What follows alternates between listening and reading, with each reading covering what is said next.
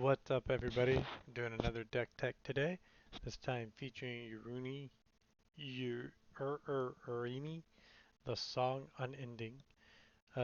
He is an 8 cost commander, which is pretty expensive, especially since you need one of 3 colors.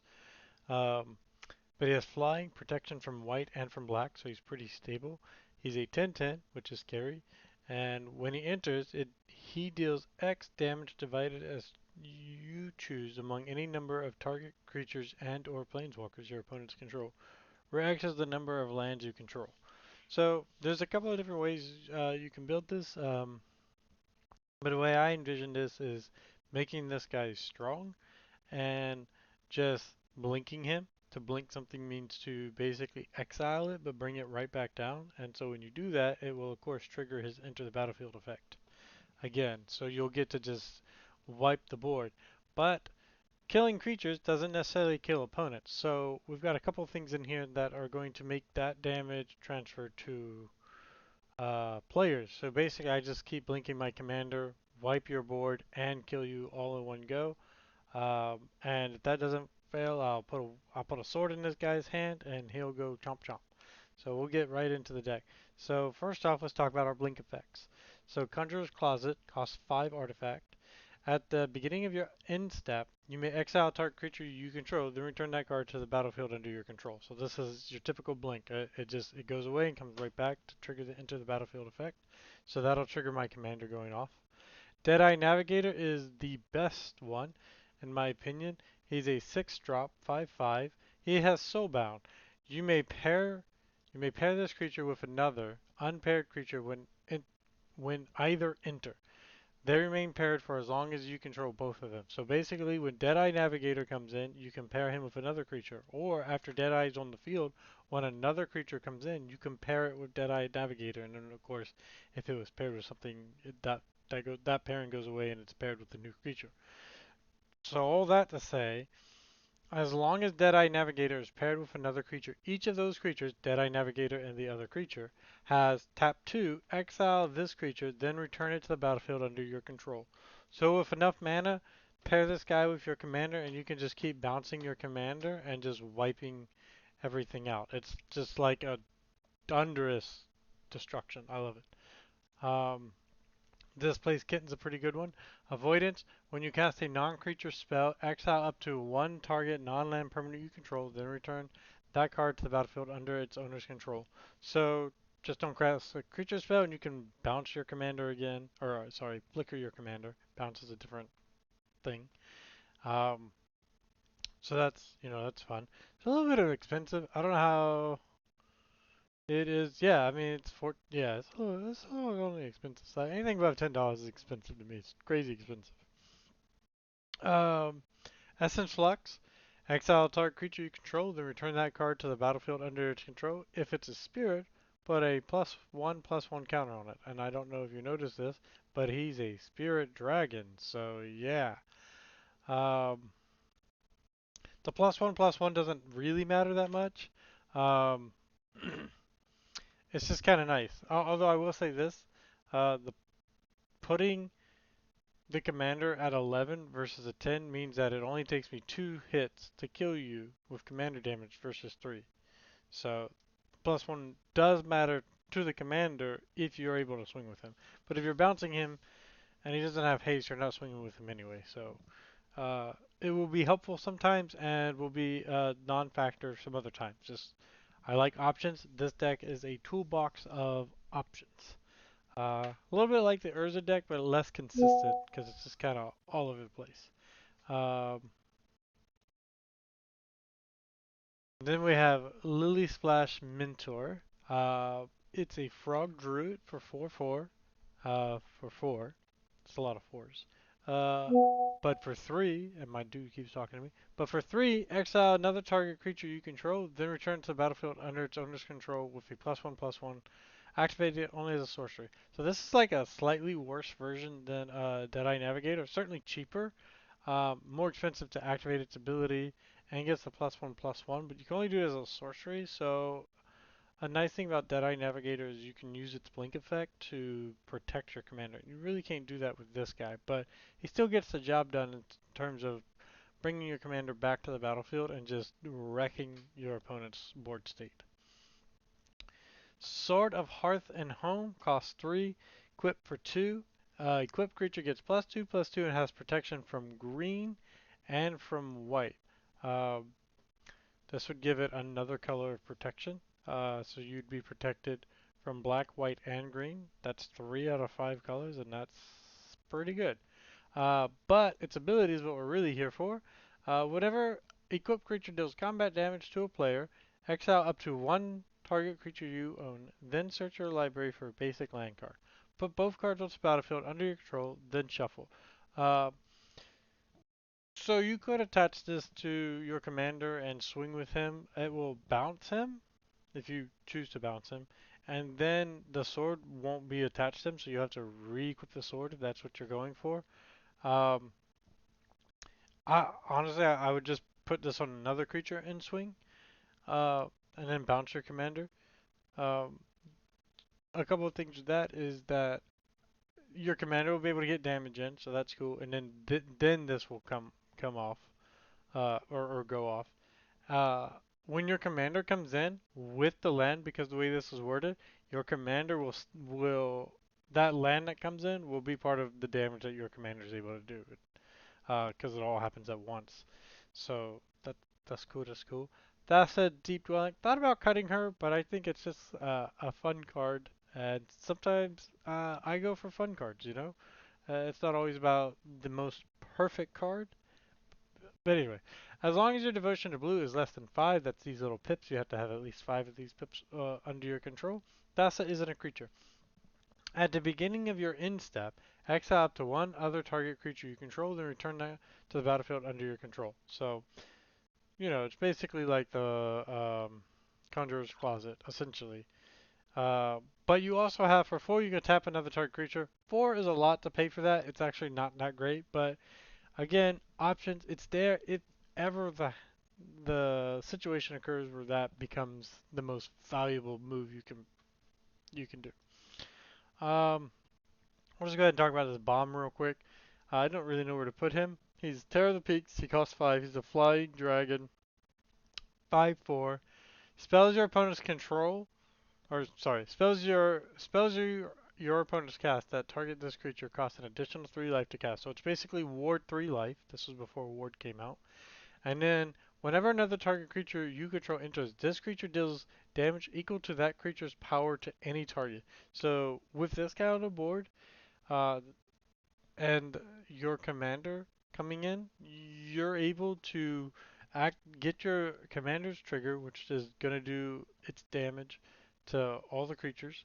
And then this guy's going to let you hit more creatures and just put that much damage on someone's face. Which is to say you can do the damage directly to a player. So this is a way in which you can turn your commander into lethal damage for the entire table, especially if you've got this guy out and your commander and Deadeye Navigator, and you can just keep flickering or blinking. Blinking, flickering basically mean the same thing. Uh, your commander back onto the battlefield. This probably should be a win con and not a bomb, and maybe we'll make that change if you ever look this deck up. Which this deck list will be in the description of the video. Um, let's talk about some card draw. The way you win commander games is to draw the most cards. Um, more cards equal more options, so we always include some card draw. This is Garruk's Uprising for 3. It's an enchantment. Whenever this enchantment enters, if you control a creature of power 4 or greater, which many of them are, draw a card. Creatures you control have trample, which is awesome. And then whenever a creature you control with power 4 or greater enters, draw a card. So when the enchantment comes in, if you have a creature with power 4 or greater, you get to draw a card. Then it gives all your creatures trample. And then whenever a creature comes in with this enchantment on the battlefield that has power 4 or greater, draw a card. This will trigger every time you blink your commander in. So that's pretty much why he's in here. Growth Spiral. Draw a card. You may put a land card from your hand onto the battlefield. We'll talk about why putting more lands onto the battlefield is good. We have a whole section for that. Rishkar's Expertise. Draw cards equal to the greatest power among creatures you control. Hopefully that's a lot. You may cast A spell with a mana value 5 or less from your hand without paying its mana cost. So, just a great overall card. Tota Tatevo Tat Tatayova. Benedict Druid. I don't know why it was so hard for me to say.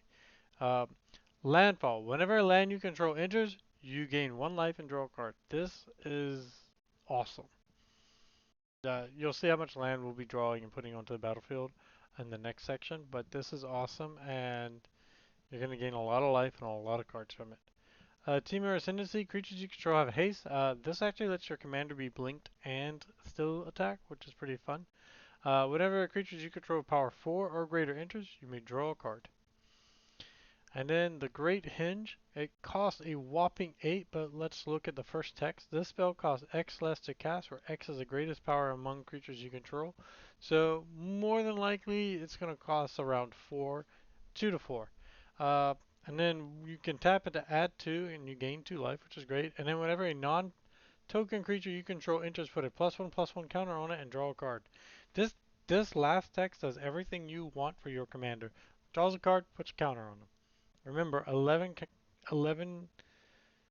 uh, putting a +1 counter on your commander puts him at 11, which means 2 times to kill somebody from commander damage, or two attacks.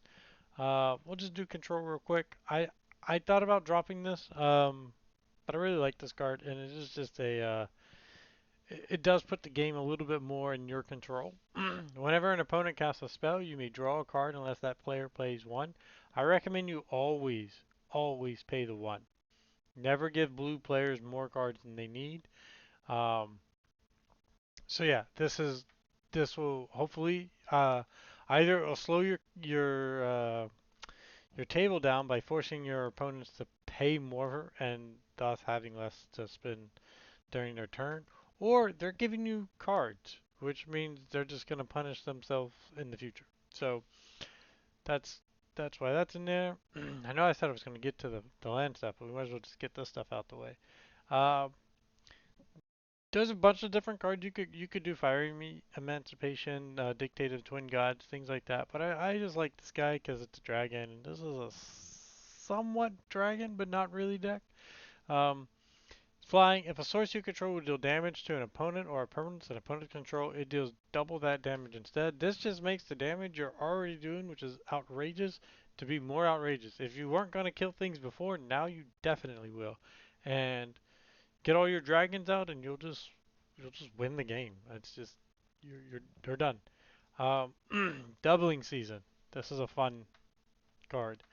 If an effect would create one or more tokens under your control, it creates twice that many of those tokens instead. If an effect would put one or more counters on a permanent you control, it puts twice that many of those counters on that permanent instead. So this basically, if you get a +1/+1 counter, now you get two +1/+1 counters. If you create one token, now you create two tokens. And you'll see a little bit further down the road why this card is really good in this deck. And then we have its evil twin, Parallel Lives. It does almost the same effect. If an effect would create one or more tokens under your control, creates twice that many of those tokens instead. So it gives you more tokens, doesn't give you more +1/+1 counters, but both of these out, and instead of getting one token, you're getting four tokens. Instead of getting one plus one, oh, you're still only getting 2+1. Because anyway, so four tokens for the price of one. So let's talk about that a little bit. We're going to go into this is the Landfall. We have a bunch of landfall triggers because we're ramping hard in this deck. You're going to see that we're going to be consistently putting land down multiple times a turn, and we'll get into all that. Um, uh, I, AC, Tyrant of Gyre Straits. You may play an additional land on each of your turns. You're going to see that a lot in this deck. So we're basically going to be playing all the land cards we have in our hand. We're not going to have any land in our hand. We're going to be playing them because we want to get our commander out there and we want to like wreck face as quickly as possible. This has a landfall. Landfall triggers whenever you put a land onto the battlefield.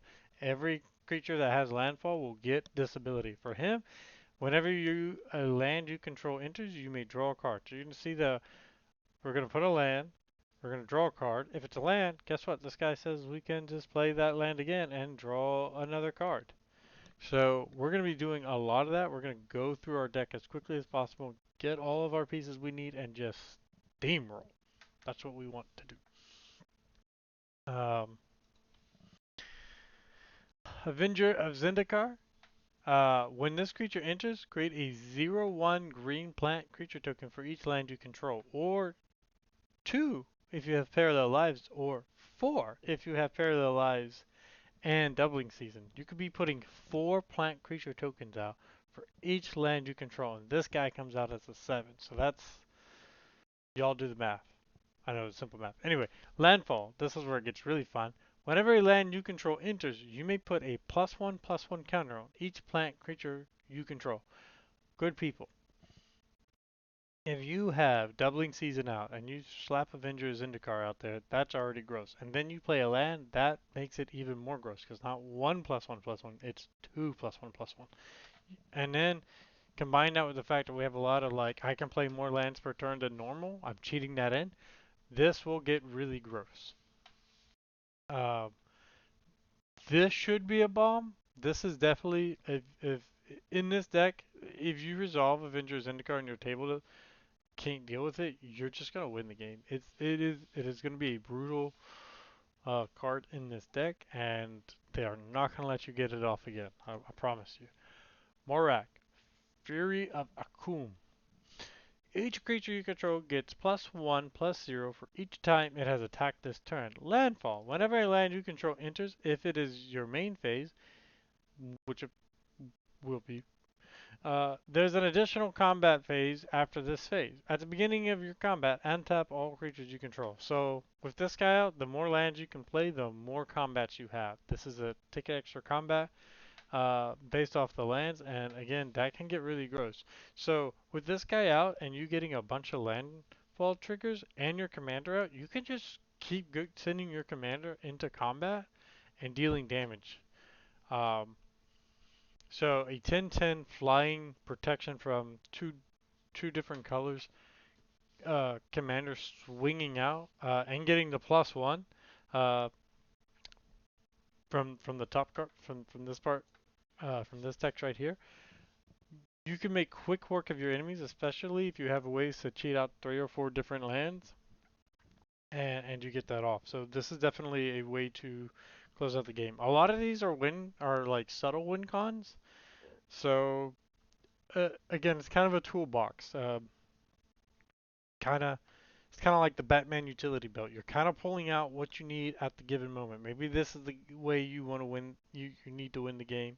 Maybe um, this guy and blinking your commanders the way you win the game. You kind of have to see the situation on the table and kind of make your decision.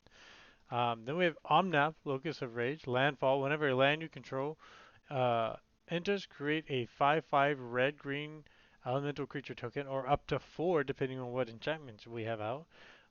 Whenever Omnath or another elemental you control dies, Omnath deals 3 damage to any target. Uh, yeah, just solid.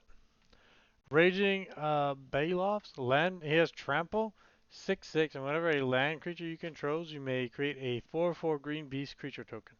So again, you can see as we're getting these landfall triggers, we're getting a bunch of other creatures out there that are not powerful in and of themselves. The fact that we keep getting landfall triggers and we have ways of doubling them up, it's just going to make for a really big board state for us, on top of having a dragon to lead all of that to really just hone that in. So this is a lot going on, and opponents are going to have a hard time trying to decide what needs to die when you're constantly just throwing out threat after threat after threat. Scoot Swarm, my favorite creature. Landfall. Whenever a land you control enters, create a 1/1 green insect creature token. No big deal. However, if you control 6 or more lands, create a token that's a copy of this creature instead.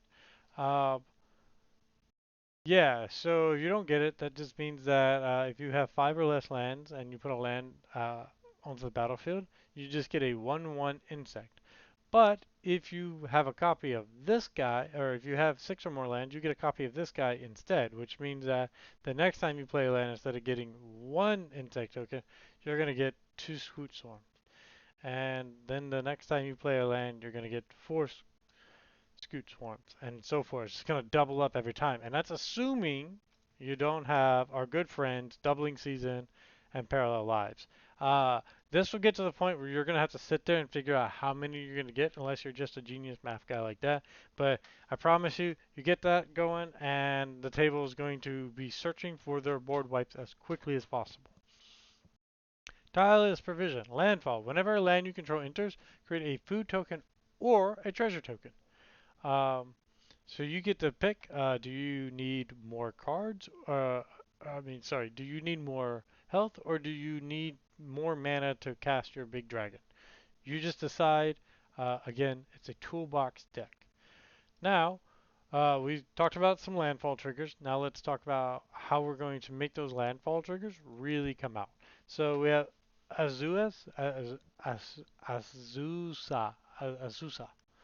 So I can't read today. I don't know what's going on. South Carolina Education. There you go.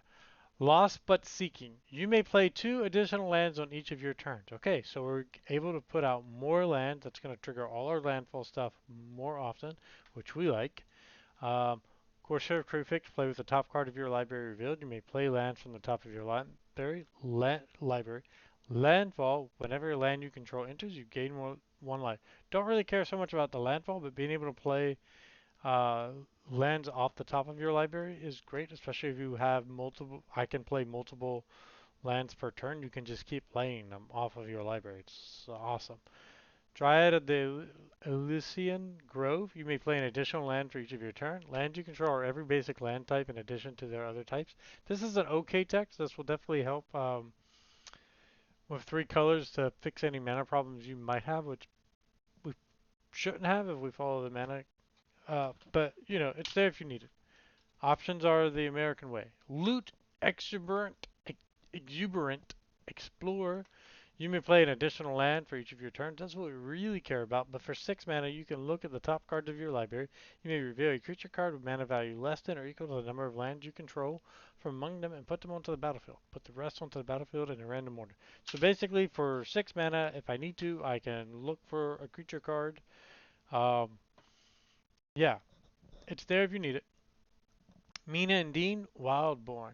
You may play an additional land on each of your turns, or you can pay 2 and returning land you control to its owner's hand. Target creature gains trample until end of turn. Okay, so I can return a land to my hand to give one of my creatures trample, which is pretty cool. But even if I can't, just target yourself, or target Mina and play the land again to get the landfall triggers. So this is just a way to get an extra land in case you run out of lands in your hand because you're played them all. Just pick one back up and play it. You can tap 2. You could tap a mountain and a forest, and then return one of those tap lands to your hand and replay it untapped. So essentially making this 1 cost instead of a 2. So just a little something, little trick. Oracle of Moldiah. You may play an additional land for each of your turns. Play with the top card of your library revealed. You may play a land from the top of your library. So basically, it does everything Corsair Prefix does except give you a life. But that's okay. Playing that out will be great. And then last we have Wayward Sword Swordtooth. Ascend. If you control 10 or more permanents, which you will quickly, you get the city's blessings for the rest of the game. You may play an additional land on each of your turns. That's what we care about. But then also, this creature can't attack or block unless you have the city's blessing, which you'll get pretty quick.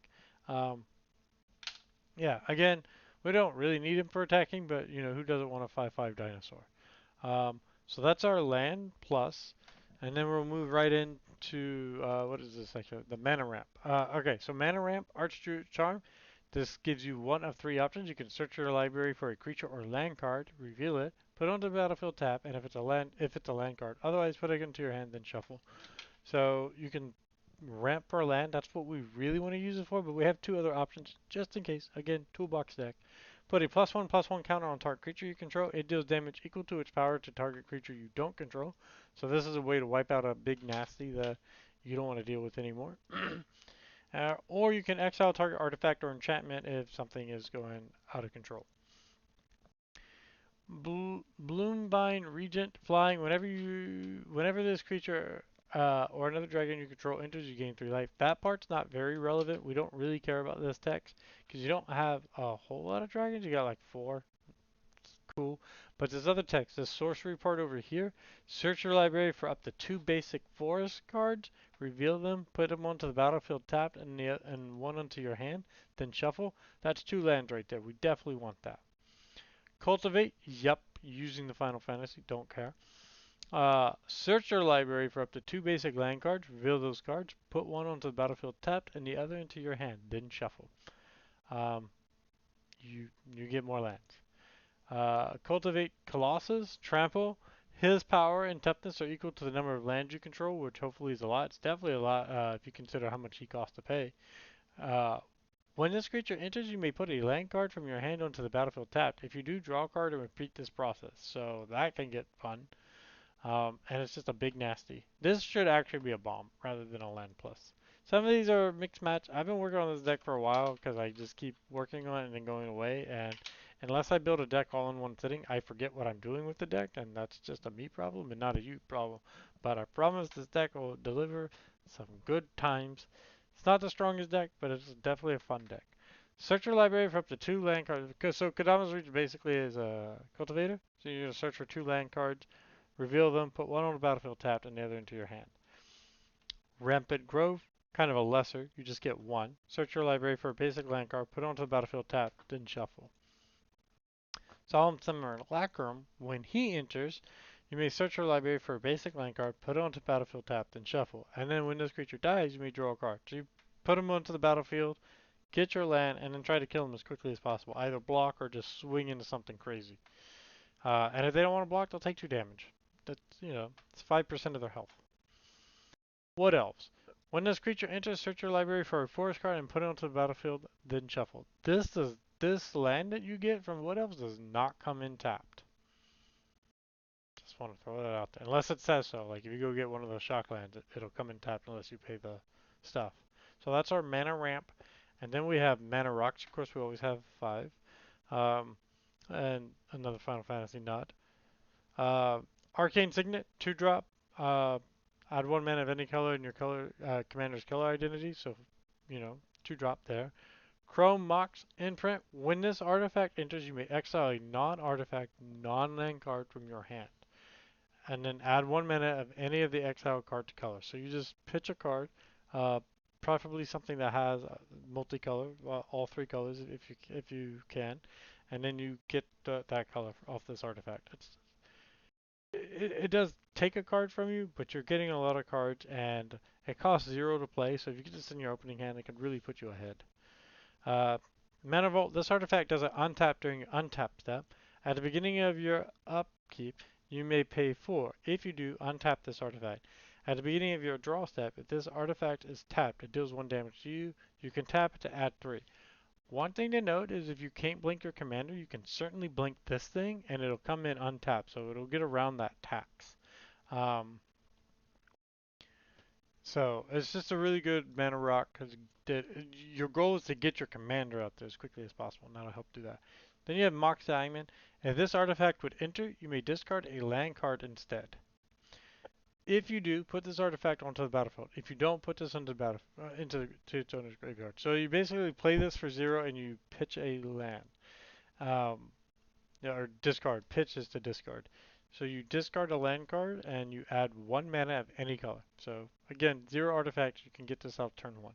Soul Ring, for 1, you add 2. So those are our mana rocks. And then we'll go. This is ramp. The reason why this is a mana ramp is mana ramp specifically sets you ahead turn after turn. So I go and get a land, which then I can use for the rest of the game. This will only work in this turn, which is why it's a ramp and not a mana ramp. That's going to be the difference on this channel at least. Jeskai Will, choose 1. If your commander, if you control a commander as you cast a spell, you may choose both instead. Add uh, Mountain for each card in target opponent's hand. So pick the guy with the highest cards in his hand, and then you get that much mana, which can be really helpful. Especially if it's over 3, you obviously want the spell to pay for itself. And then the other one is you can exile the top 3 cards of your library, and you may play them this turn. To play them means you're allowed to play lands. If it said to cast, you couldn't play the land, but because it says play, you can play the land, provided you haven't already used up the lands per turn. You only get one land per turn, but there's a lot of things in this deck that let you get more lands per turn. So just provided you can play a land, you can use it off that. Recursion's kind of a weird one for me in this deck, but I just, these two cards kind of fit that.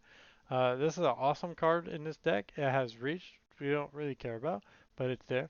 You may play lands from your graveyard, which that's kind of cool. You can replay your fetch lands and then keep sacrificing them and getting more lands so you can keep getting your lands out. And then um, this is really good, especially if you have any of the cards that let you play additional lands, because you can crack a fetch land and then just put that fetch land back onto the battlefield and crack it again. You could keep doing that with this guy out for as many lands you're allowed to play.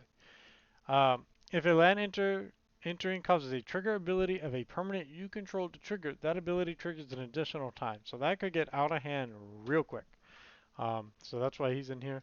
Eternal Witness, always a great card in a green deck. When this creature enters, you may return target card from your graveyard to your hand. So they got rid of your fun card. Go get it. We just have 3 removal. Beast Within destroys target permanent. They do get a 3/3 green beast creature token, but you got rid of their big nasty, and all they got for it was a 3/3. Big whoop. This one's kind of fun. Destroy target artifact or enchantment. You may play a land card from your hand onto the battlefield. That seems oddly familiar. Dragonclaw Strike. Uh, if you can pay 1 of each, you only have to pay 3. Otherwise, you can pay some weird amount up there. Y'all do the math. Double the power and toughness of target creature you control to end the turn. Remember, if you get your commander to 11 by putting a +1/+1 counter on him, and then put this on him, now you can outright kill somebody if you can hit him with your dragon. Um, then it fights up to 1 target creature your opponent controls. That's why it's removal. Because bye. Tutor, I think I'm actually going to change this. So fabricate, search your library for an artifact card, reveal it, and put it onto your hand, then shuffle your library. I had this in here so that it can get the Blackblade Reforged, which I put into the win con. Equip creature gets +1/+1 for each land you control. Equip legendary only for 3. So for 5 you can put this onto your dragon, which is going to make him an outrageous monster that will one-shot people. So I think it's an awesome card. If you're forced to have to swing with your commander, and then fabricate lets you get there. But because this guy is kind of a win con, I kind of want to put Worldly Tutor in it, so I'll cut something to put Worldly Tutor back in here because I still want to have Mystical Tutor, which lets me search for an instant or sorcery card and reveal it and put it on top of my library. Um, One of the most powerful cards you can get with that is Cyclonic Rift. Return target non-permanent card you don't control to its owner's hand, or you can overload it, so instead of paying the 2, you pay 7, and you return every non-land permanent you don't control back to its owner's hand, just leaving your opponents with land. You want to cast this right before it's your turn. Because then they don't have a, like, when the person before you says, I pass the turn, you say, wait, I want to cast Cyclonic Rift. They have to counter this, or everybody has their stuff returned to their hand, and they can't play anything, and you've got all your stuff ready to go. Um, this is a great protection spell. I don't use it as a board wipe. I use it as protection in case I have to remove an oncoming threat. If you swing all out at me, I'm going to return all your stuff to your hand. So I like that for protection. My other protection card is Heroic Intervention. Permanents you control gain hexproof and indestructible to end a turn. So no thank you board wipe. Not today, Satan. Um, and then our other win con, this is fun. Whenever a creature is dealt damage, uh, whenever a creature is dealt damage, this enchantment deals that much damage to that creature's controller. So this lets you just bypass trying to hit your opponent directly. Just keep blowing up all their creatures with your dragon as he comes into the battlefield, and all that damage is going to go to both their creature and and to them themselves. So that's monster in this one. We did wrap, we did recursion, we did removal, we did all this. Okay, so the only thing we have left is land. People are going to do land differently based off of what they have access to. I assume when I build these decks that you have access to everything by either proxying or playing online or by just having money to ball like that. Um, so we'll just go through some highlights. Ancient Tombs I think goes in every deck. Uh, Adds 2 mana. Deals 2 damage to you, but who cares? I'm getting mana ramp. I have all 9 of the fetch lands in here, so this is a fetch land. You pay 1 life, you search this land, you can search your library for mountain or plains, depending on the fetch land. Um, Put it onto the battlefield, then shuffle. Now you might go, but you don't have any plains in this deck. Well, that's true, but I can search for a mountain. Bloodstained Mirror, same thing, but it's swamp and mountain. Again, don't have swamp, but I do have mountain. Beseiju, Who Endures. This is just option card. You can play him.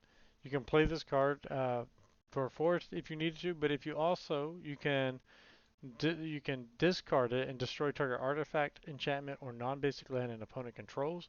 That player may search their library for a land card with a basic land type, put it onto the battlefield, then shuffle. This ability costs 1 less to activate for each legendary creature you control. It's an option card. Most of the time you can use it for a land. If you've got enough land, maybe hold this back as removal in case you do need it. But it's a landfall deck, so you might just be playing it for a land. Breeding Pool. This is a shock land. As it enters, you may pay 2 life. If you don't, it enters tapped. So pay 2 life, enters untapped. The most important thing here is that it has forest islands. So any of our fetch lands that require you to search for a forest or an island can grab this card. So and we'll talk about that when we get one. Caverns of Soul. As this land enters, choose a creature type. Choose your commander. Dragon would be great. And it adds 1 colorless, but also adds 1 mana of any color. Spend this mana only to cast a creature spell of the chosen type, and that spell can't be countered. Your commander can't be countered. Great, let's move on. City of Brass. Whatever this land becomes tapped, it deals 1 damage to you. Add 1 mana of any color. Your lands are going to do a lot of damage to you, but it fixes a lot of the coloring problems that you would normally have, and hopefully will let you close out the game. And then when you have things out there that say your land's tap for any color, that means you can then tap this for any color, and you don't have to use no, never mind. That's not true. Moving on. Just forget anything I was about to say. Command Tower. Have to use this Command Tower. It's a Crystal Tower from Final Fantasy or Crystal Tower games. Kind of fits. Um, Add 1 mana of any color to your commander's color identity. Always going to have that in a 2+ color deck. Exotic Orchard. Add 1 mana of any color that a land an opponent controls could produce. You're playing 3 colors. Odds are one of those colors is going to be used in one of your other commander's deck. Flooded Strand. Search your library for a plains or island. This can go fetch that breeding pool that we just got. The Aaron Mason. No, it can't. Never mind. Anyway, y'all get fetch lands. We have 1 forest. We've got Cradle. This is an expensive card. It's even expensive online. That's really expensive for MTGO. But if you got it, this is awesome. Adds green for each creature you control. So just ridiculous. Gemstone Caverns. If this card is in your opening hand and you're not the starting player, you may begin this game with Gemstone Caverns on the battlefield with a luck counter on it. If you do, exile a card from your hand. Add colorless. If Gemstone Cavern has a luck counter on it, instead add 1 mana of any color. This is just a great starting card in your opening hand, especially if you're not the starting player. It's just really good. Island. I think we're running 1. We're running 1 island, 1 forest, and 2 mountains. Castle Kasek Wolf Run. This is an awesome card. You can tap uh, target creature gets +X +0 and gains trample until the turn. Just lets you kill somebody because of the trample, and you can pump it for the X cost you decide. So you can give somebody 10 power if you can afford it. This is just the land. It's a forest, island, or mountain, so any fetch land can grab this, and it enters the battlefield tapped. Also cycles if you need it later on in the game. Mana Confluence is basically City of Brass, where you pay 1 life, add 1 mana of any color. This is the one where if something else says that land can tap for anything, you don't have to tap this to pay for the life. You can just say, I'll just do an island because it now taps for island. Fetch land, mountain. This is like Buseju. This is comes in as an island, but for 4 you can discard this and return target artifact, creature, enchantment, or planeswalker to its owner's hand. So you really just have to bounce something. You got it. Uh, Fetch land. This is a fetch land for just basic lands.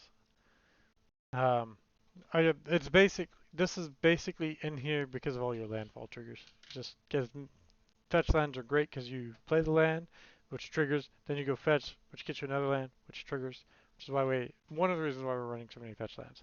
Reflecting Pool, add 1 mana any type of land you control can produce. Not so great in the first turn or two, but it's pretty solid after that. Uh, this land enters tap unless you have 2 or more opponents. I'm assuming you're playing a 4-man pod, so always going to come in on tap. Can't fetch for it, but it's a great commander card. Fetch land. This is basically like Kessie Wolf Run, except it only gets a +1/+1 and gains trample. So it might not kill people. It's not as good, but it still gives you trample when you need it. This is another battle card where if you have 2 or more opponents, it comes in untapped. Another shock land. The other shock lands. We're running all 3 shock lands, all 3 battle lands. Strip Mine. I always think it's great to have a Strip Mine just in case they have a land that does some crazy shenanigans that you just got to get rid of. Uh, the original dual land can be fetched for, so awesome. Another battle land, another dual land. Urza Saga, I think this is a solid card in every deck. You don't have to run it. This is just like if you've got it, you might as well put it in the deck. Give yourself some options. Uh, you play it. This saga adds 1 colorless. Next turn, you're going to get a 0/0 colors artifact token. With this token gets +1/+1 for each artifact you control. Counts itself, so it's at least a +1/+1 on the second turn of the game. And then, and it's assuming you get, of course, turn 1. And then search your library for an artifact card with mana cost 0 or 1, put it onto the battlefield, then shuffle. This can get you your Soul Ring. So it kind of replaces itself. It's not bad. Another fetch land, another dual land, another fetch land, another fetch land. And then Yavimaya, Cradle of Growth. Each land is a forest in addition to its other land types. So this means Mana Confluence can just tap for a forest and not deal any damage to you. Same thing with Ancient Tomb. So it's a way to kind of prevent damage from you later in the game. This does help your opponents out by fixing some of their mana if they're running forests and they have mana problems. But this just kind of, it gives you an edge. Why not take it? And that's it for this whole deck. I know I kind of rushed through that, but hopefully that gives you a good understanding of how this deck works. And let me know down in the comments if you like this deck, what you would add, what you would take away, and particularly if you use this guy as a commander, let us know how it works. See you guys next time. Peace.